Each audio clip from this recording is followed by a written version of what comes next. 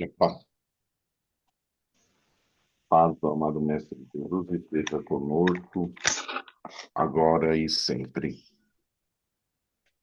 Bom, dos diversos temas espíritas, eu acabei escolhendo um que nunca vai ser demais falar dele, né? Apesar da gente falar bastante, mas eu acho que é um ponto que a gente precisa sempre tocar no assunto. Porque eu acredito que as pessoas, na sua grande maioria, ainda não entenderam o poder disso aqui, né? O poder da prece. E aí eu optei em escolher o capítulo 27 do livro do Evangelho segundo o Espiritismo, que é o capítulo Pedi e obtereis. E eu vou começar aqui com as qualidades da prece. Quando orardes, não vos assemelheis aos hipócritas, que afetadamente oram de pé nas sinagogas e nos cantos das ruas, para serem vistos pelos homens. Digo-vos em verdade que eles já receberam sua recompensa. Quando quiserdes orar, entrai para o vosso quarto e, fechada a porta, orai a vosso Pai em segredo. E vosso Pai que vos vê e que passa, ou que se passa em segredo, vos dará a recompensa. Não cuideis de pedir muito nas nossas preces, como fazem os pagãos, os quais imaginam que pela multiplicidade das palavras é que serão atendidos. Não vos torneis semelhantes a eles, porque vosso Pai sabe o que tendes de necessidade antes que peçais. Quando vós apresentardes para orar, se tiverdes qualquer coisa contra alguém, perdoai-lhe, a fim de que vosso Pai, que estás nos céus, também vos perdoe. Se não perdoardes vosso Pai, que estás nos céus, também não vos perdoará. Também disse essa parábola a alguns que punham a sua confiança em si mesmos, como justos e desprezavam os outros. Dois homens subiram ao templo para orar. Um era fariseu, publicano o outro. O fariseu, conservando-se de pé, orava assim consigo mesmo: Meu Deus, rendo-vos graças por não ser como os outros homens, que são ladrões, injustos, adúlteros, nem mesmo como esse publicano. Jejuo 2 vezes na semana, dou o dízimo de tudo que possuo. O publicano, ao contrário, conservando-se afastado, não ousava sequer erguer os olhos ao céu, mas batia no peito, dizendo: Meu Deus, tem piedade de mim, que sou um pecador. Declaro-vos que este voltou para sua casa justificado, e o outro não. Porquanto aquele que se eleva será rebaixado, e aquele que se humilha será elevado. Jesus definiu claramente as qualidades da prece. Quando orardes, diz ele, não vos ponhais em evidência. Antes, orai em segredo. Não afeteis orar muito, pois não é pela multiplicidade das palavras que sereis escutados, mas pela sinceridade.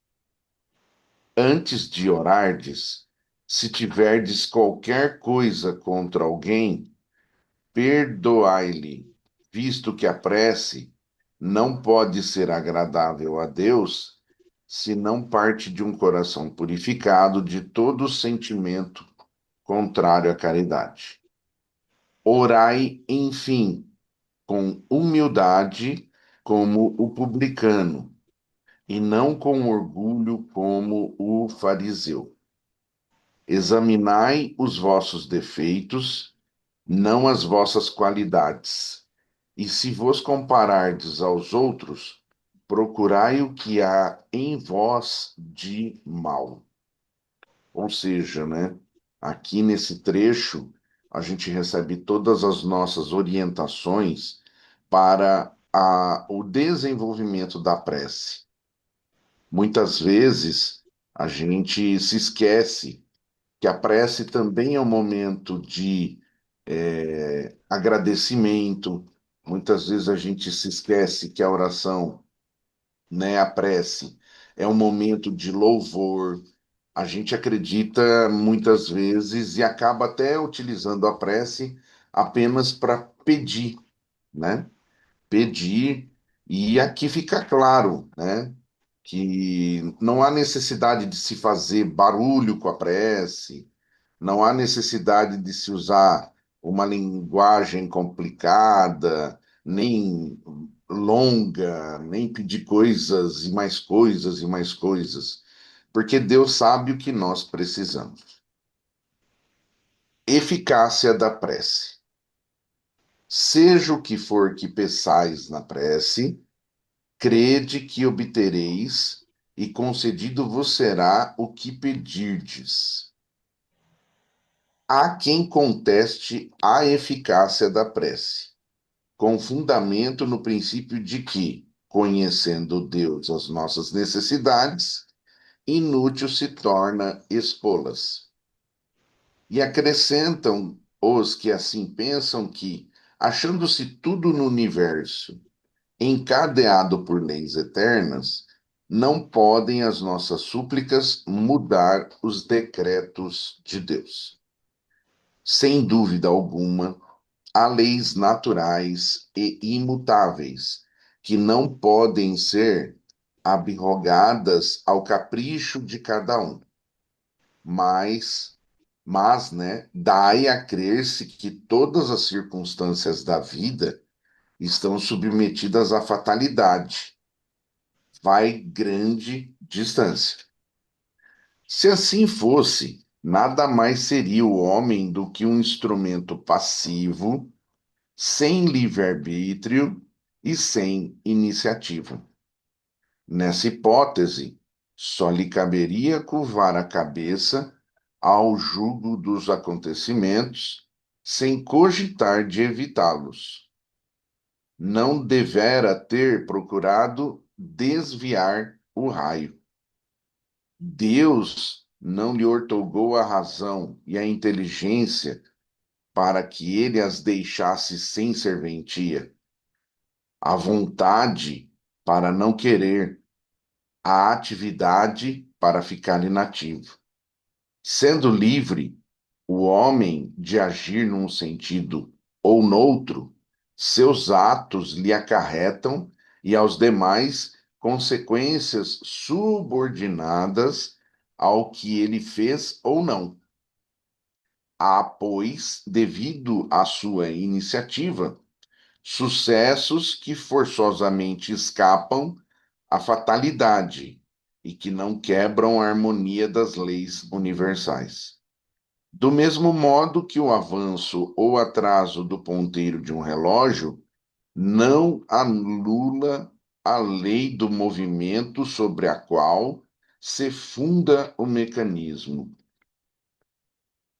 Possível é, portanto, que Deus aceda a certos pedidos sem perturbar a imutabilidade das leis que regem o conjunto, subordinada sempre à anuência à sua vontade.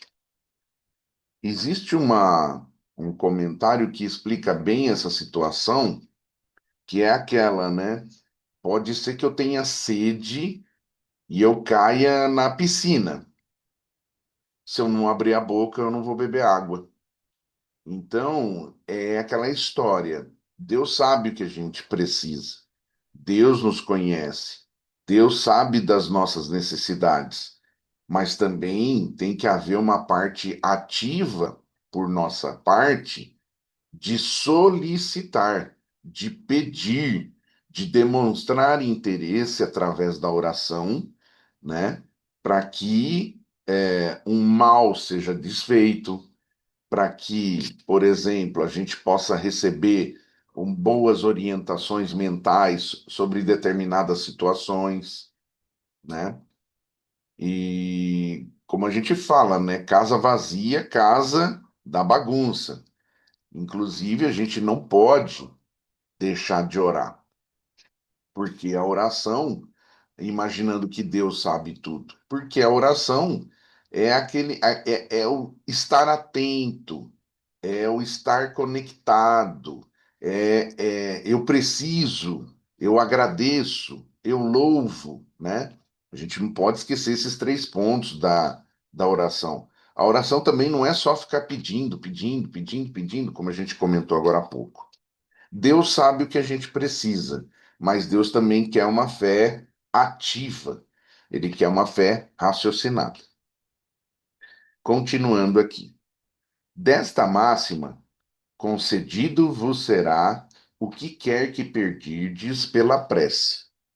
For ilógico deduzir que basta pedir para obter, e for injusto acusar a providência, se não acede a toda súplica que se lhe faça, uma vez que ela sabe, melhor do que nós, o que é para o nosso bem. É como procede um pai criterioso que recusa ao filho o que seja contrário aos seus interesses. Em geral, o homem apenas vê o presente. Ora, se o sofrimento é de utilidade para a sua felicidade futura, Deus o deixará sofrer, como o cirurgião deixa que a doença sofra as dores de uma operação que lhe trará a cura. Então, uma coisa importante aqui nesse parágrafo, né, é aquela coisa, a gente vê apenas o presente. A gente se esquece do futuro. Então, muitas das coisas que a gente passa e que através da prece a gente solicita e a gente não consegue, é pelo simples fato de que aquilo é extremamente necessário naquele momento. É um treinamento, é um aprimoramento, é o desenvolvimento, é a corrigenda de um problema, né? É o processo de educação, né? Todo mundo aqui sofreu para aprender a escrever, todo mundo aqui sofreu para aprender a ler, a pegar o primeiro livro com mais de 100 páginas, né? Andar de bicicleta, quem nunca deu aquela balançada, ou pelo menos, né? Nunca caiu com a bicicleta. Então, a gente não imagina muito o futuro. A gente se esquece do futuro, porque a gente é imediatista, a gente pensa no agora. E por que que a gente pensa no agora? Porque a vida exige muito da gente agora.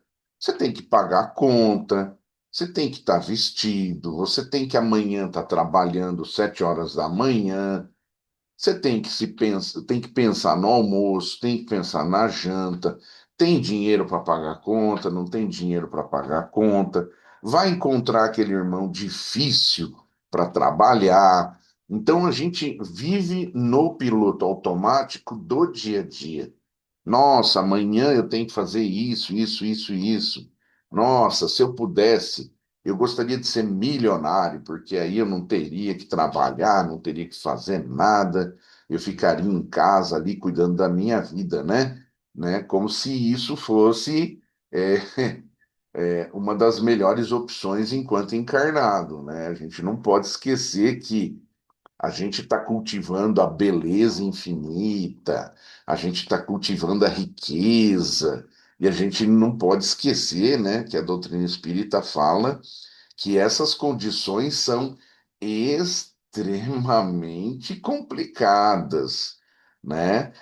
Você quer conhecer uma pessoa, lhe dê poder, lhe dê dinheiro, né? Lhe dê a possibilidade de fazer o que quer, né? E a prece, ela mostra isso para gente, o quanto a gente é pequeno, o quanto a gente precisa melhorar e lembrar que existe um futuro. Quer dizer, não adianta eu pedir por algo que é muito necessário nesse momento. Continuando aqui. O que Deus lhe concederá sempre, se ele o pedir com confiança, é a coragem, a paciência e a resignação. Também lhe concederá os meios de se tirar por si mesmo das dificuldades, mediante ideias que fará-lhe surgir dos bons espíritos, deixando-lhe desta forma o mérito da ação. Ele assiste aos que ajudam a si mesmos, que de conformidade com essa máxima, ajuda-te que o céu te ajudará. Não assiste, porém, os que tudo esperam de um socorro estranho, sem fazer o uso das faculdades que possui. Entretanto, as mais das vezes, o que o homem quer é ser socorrido Marcelo. por milagres, sem depender o mínimo esforço. Bom, acabamos de resumir o que a gente está vivendo atualmente, né? A gente não quer coragem, a gente não quer paciência, a gente não quer resignação. A gente quer um Deus que resolva o meu problema de uma hora para outra, pronto, acabou. E não é isso. Ele quer que a gente se esforce, ele quer que a gente busque formas também de solução, né? Eu caí no buraco, tudo bem, caí no buraco. E aí, como é que eu vou sair desse buraco? Deus, me dê boas ideias, me oriente através dos bons espíritos, para que eu faça, para que eu mude, para que eu me transforme, para que eu tenha mérito naquilo, né? Ah, a gente vê muito isso, né? Principalmente nos nossos jovens que são extremamente dependentes e que não sabem arrumar uma cama, não tem mais horário de café da manhã, não tem mais horário de almoço, não tem mais horário para dormir, ficam horas e horas no celular, né? Mas existem aqueles em que os pais colocam ordem. Então, tem horário para tomar banho, tem horário para jantar, tem hora para dormir, tem hora para estudar. Então, a gente vê isso, né, no nosso dia a dia. Mas, infelizmente, né? Todo mundo gostaria de ganhar aí no Hiper Saúde R$ 500.000, né? Que enquanto a gente está conversando aqui, daqui a pouco começa o sorteio, né? Tem gente que foi lá e comprou cinco, seis, né? E pagou R$ 20 cada um. Olha só, R$ 20 vezes 5 dá R$ 100. Daria para fazer o almoço aí do domingão.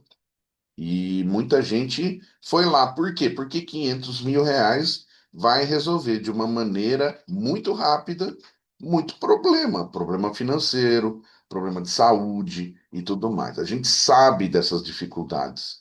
Essa semana eu recebi uma pessoa no Facebook e eu não me lembrava quem era.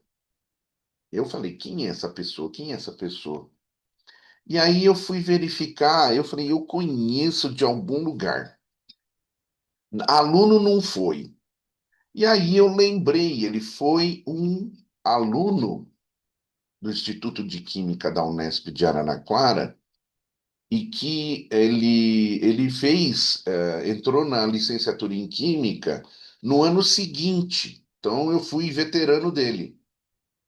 E aí, conversa vai, conversa vem. Eu adicionei, aceitei ele lá, né?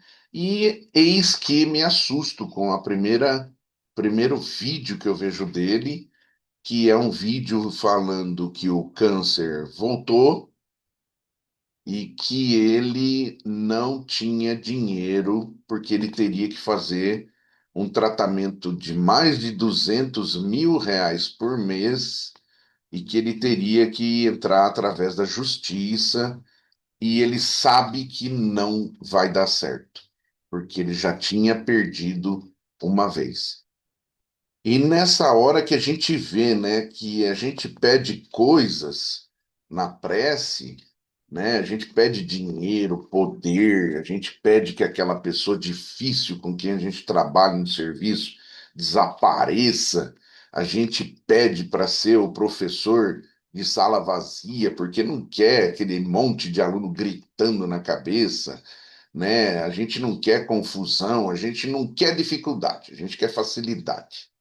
E aí a gente vê que tem colegas, irmãos, companheiros, pessoas que a gente não vê há muito tempo passando por dificuldades incríveis.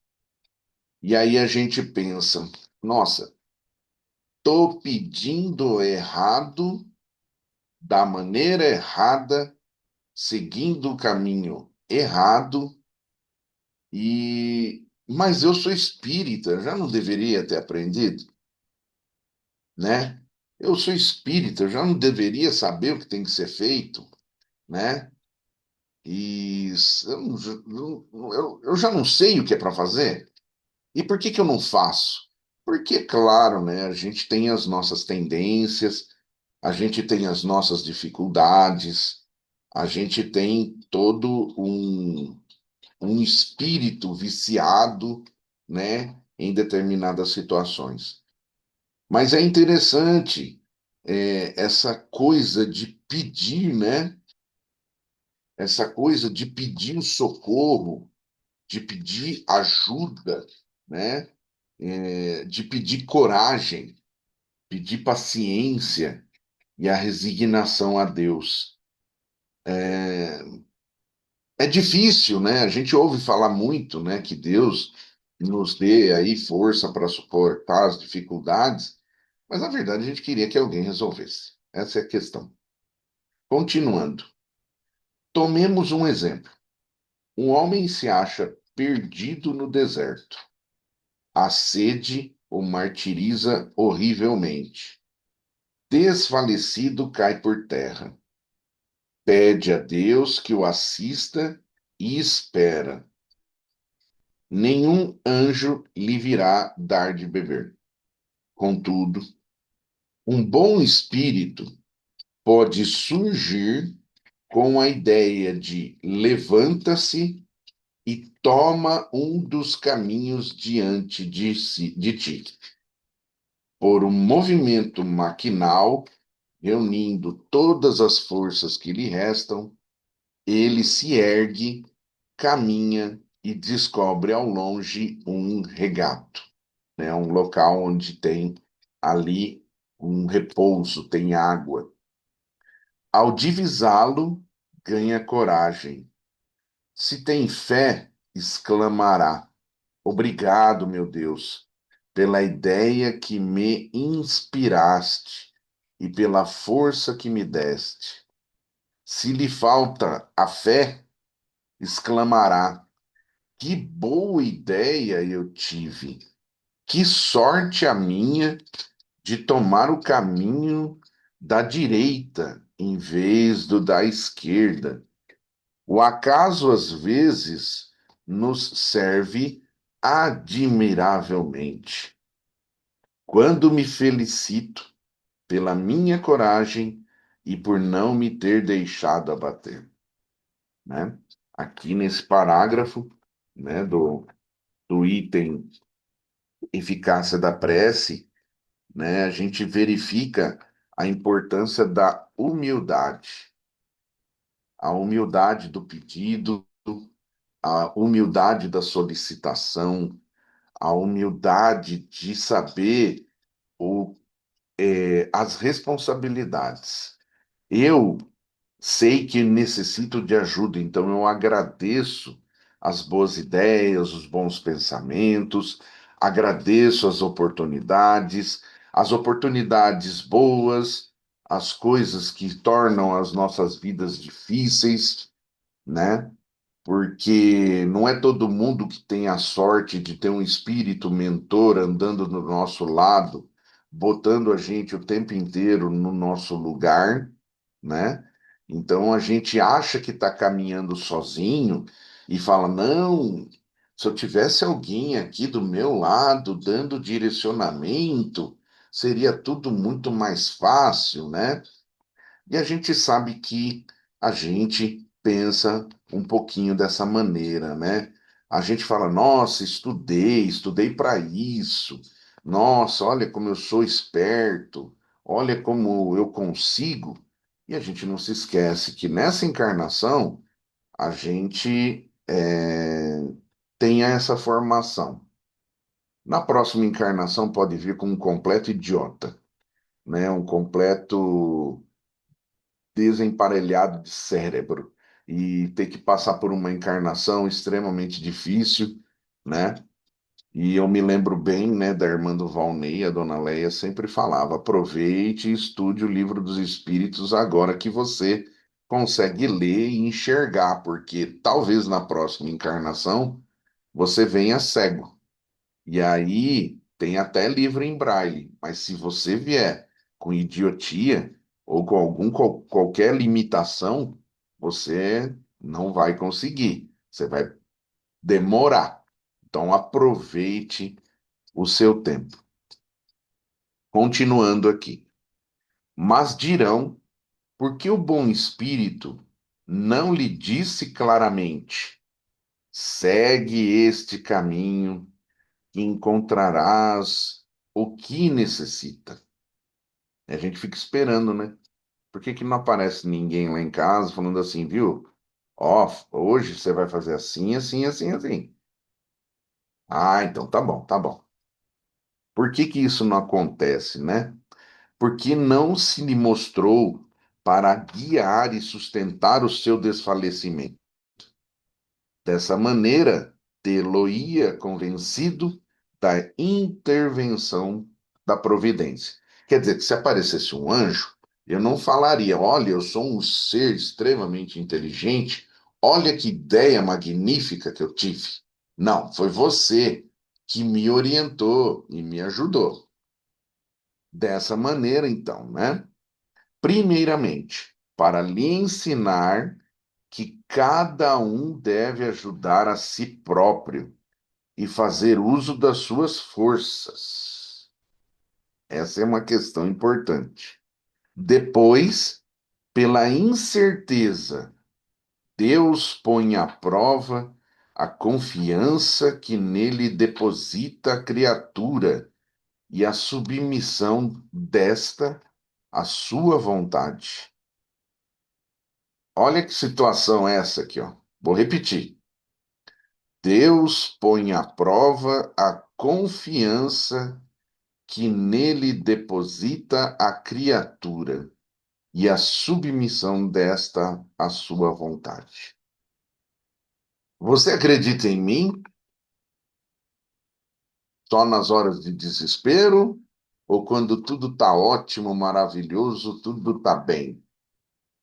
Você confia em mim, mas eu não estou aqui. Você acredita em mim? Você sabe quem eu sou?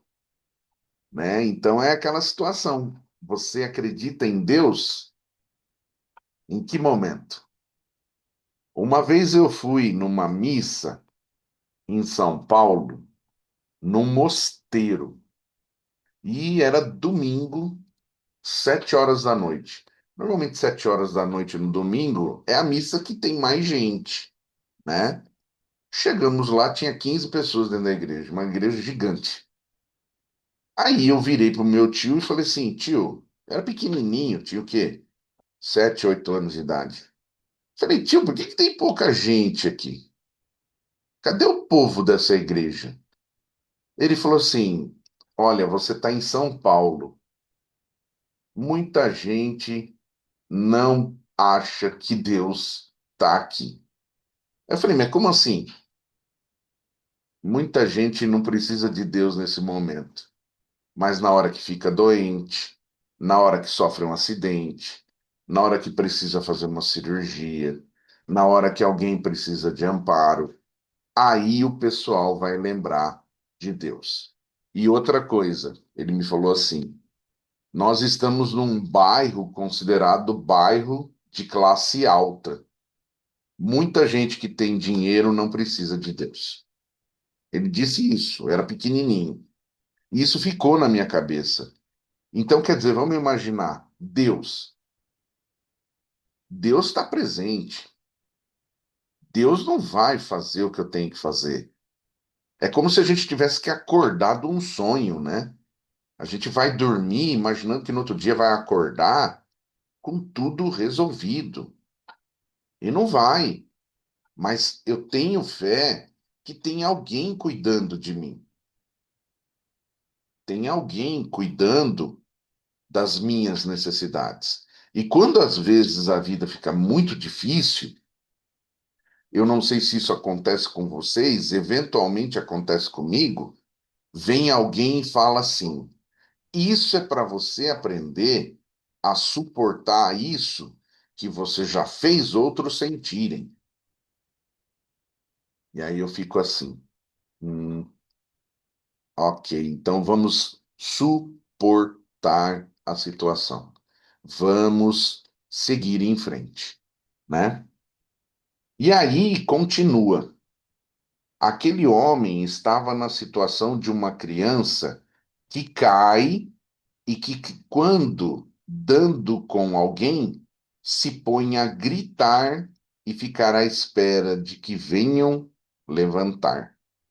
Se não vê pessoa alguma, faz esforço e se ergue sozinha. É aquela história, né? Você está andando de bicicleta, quando você cai sozinho, você vai ter que levantar, pegar a bicicleta ou o que sobrou da bicicleta e vai para casa. Se você cai na frente dos outros, então, nossa, nunca vi ninguém ficar de pé tão rápido. Mas tem gente que quando cai, faz um chororô, uma gritaria, não faz esforço algum e quer que alguém venha e pegue no colo. Evidentemente, gente, que a gente não pode esquecer o seguinte: as pessoas, elas estão, né, os espíritos que estão encarnando, são espíritos extremamente sensíveis, muito sensíveis. Só que a maneira como a gente tem levado a situação, a gente tem mostrado que, olha, a gente tem mimado, vamos dizer assim, é a palavra, seria a palavra. A gente tem mimado as pessoas. Eu sou espírita, mas às vezes eu me imagino um mimado dentro da doutrina espírita, achando que a espiritualidade tem que resolver tudo para mim.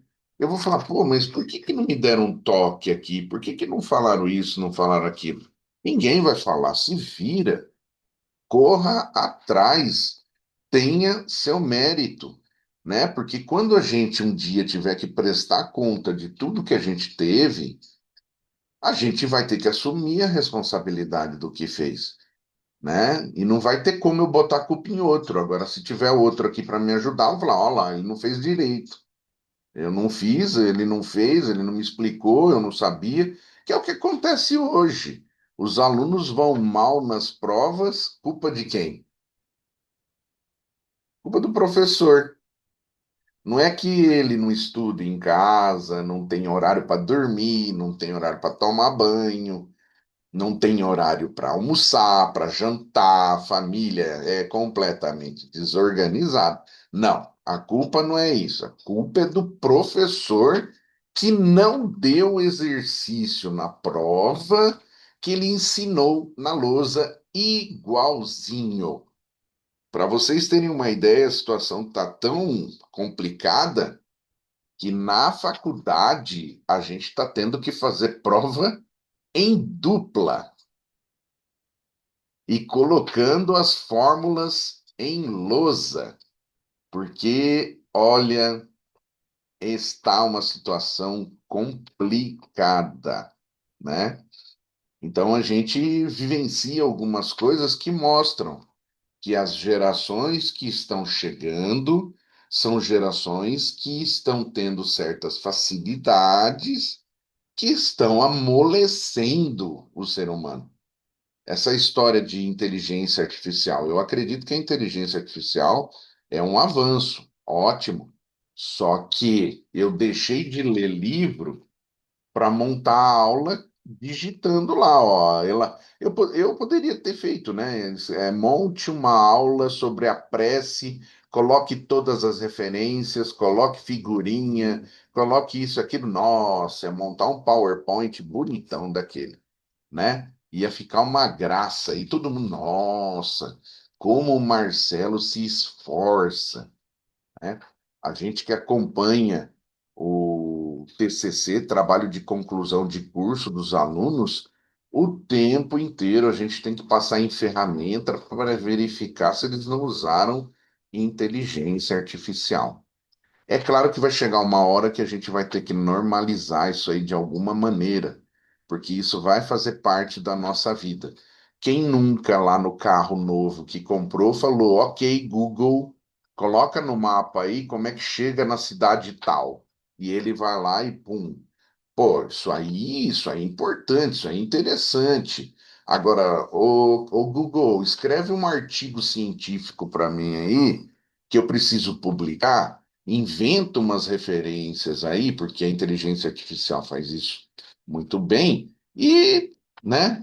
Só que quando a gente fala de espírito, a inteligência não é artificial, a inteligência é real. Se a gente desenvolveu, desenvolveu, né? Continuando. Se o anjo que acompanhou Tobias lhe houvera dito: Sou enviado por Deus para te guiar na tua viagem e te preservar de todo perigo, nenhum mérito teria sido de Tobias. Fiando-se no seu companheiro, nem sequer de pensar teria precisado. Essa é a razão porque o anjo só lhe deu a conhecer após o seu retorno. Eu não vou me estender mais nesse capítulo. Esse capítulo é muito importante. Olha, a gente tem a ação da prece, a transmissão do pensamento, só isso é uma palestra, né? A gente fala bastante sobre a comunicação, né? A gente sabe, né, que a gente usa o fluido cósmico universal para se comunicar, né? As preces inteligíveis, né? Aquelas preces que você não sabe nem o que que a pessoa está falando e você está lá. Outro dia eu fui numa missa, não estou criticando nenhuma doutrina, nada, né? Fui numa missa, começaram a cantar não sei o quê, eu não entendi nada. E eu perguntei para minha esposa, para Mônica, eu falei, Mônica, o que que eles estão cantando aí nesse monte de letra aí? Ela falou, olha, eu não sei. Falei, então tá tudo bem. A gente só tá aqui um bando de papagaio repetindo um monte de palavras. Da prece pelos mortos e pelos espíritos sofredores. Só que é interessante, viu? Tem muita doutrina que acha que a gente não pode orar por quem já se foi. Tem muita doutrina por aí. Inclusive, muita gente critica isso, né? E instruções dos espíritos terminando com maneira de orar, né? E a felicidade que a prece proporciona, terminando aí o textinho com Santo Agostinho. Então, eu acho que para hoje, domingo, fica com a gente aqui, através do Evangelho, a ideia de que é incrível como essas palestras que a gente dá, né? Eu acho que acontece isso com vocês. Parece que é assim, a gente fala pro ouvido mais perto da gente, que é o meu aqui, né? Tipo assim, tá vendo? Tá vendo? Você reclama, você fala, você queria ganhar no hipersaúde, né? Você tá doido para ganhar no hipersaúde, se livrar das dívidas. Você gostaria que ganhar um carro, você gostaria de. Aí você pensa, mas por que que eu não consigo? Isso aí é furada, e, né? E aí de repente a gente vai e começa a estudar a doutrina espírita e justamente no domingo de manhã, né, a gente para pensar na prece como uma ferramenta de fortalecimento, né? Fortalecimento para a gente superar as nossas dificuldades. Não é para espantar espírito obsessor. A gente tem essa mania também. Ah, eu vou fazer uma oração que minha casa tá cheia de não sei o quê. Eu vou fazer uma oração, eu vou desinfetar a casa. Peraí, peraí. Se fosse assim, dentro da casa espírita não entrava obsessor, concordam comigo? Se fosse assim, né? Dentro da casa espírita só tinha espírito de luz. Bom, primeiro que eu não ia poder entrar, né? Que eu estou me classificando aí como um espírito ainda que está em aprendizado, eu não ia poder entrar dentro do centro espírita, porque só ia ter um espírito de luz. E não é assim. Quer dizer que quando a gente ora, a gente está mostrando para os outros que a gente tem fé, que a gente confia, que a gente acredita em algo. Pode até ser alguém que venha na cabeça da gente e falar, para com isso. Eu lembro de uma cena do filme do Divaldo, quando ele está arrumando a menininha e o obsessor aparece e fala assim: O que que você está fazendo com essa coisa aí? Aí o Divaldo, que já sabia o que era, falou assim: Eu estou cuidando dessa garotinha e eu vou adotá-la e vou amar esta coisa que você está falando aqui.